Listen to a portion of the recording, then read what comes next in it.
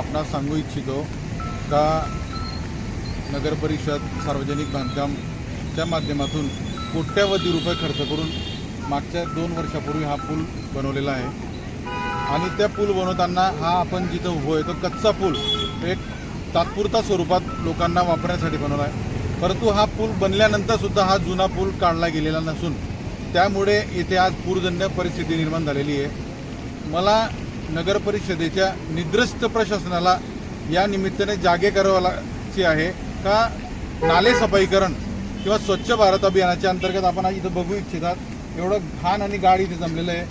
थोडा वेळ जर जास्त झाला असता तर नक्कीच इथे गावात पाणी शिरलं असतं अशी परिस्थिती होती।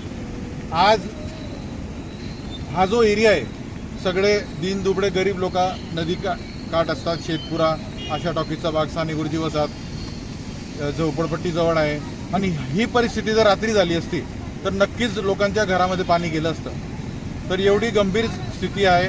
नगर परिषदेने यावर तातडीने उपाययोजना करून लवकरात लवकर हा निर्णय लावा अशी स्थानिक नागरिकांच्या व आमच्या वतीने ही मागणी आहे।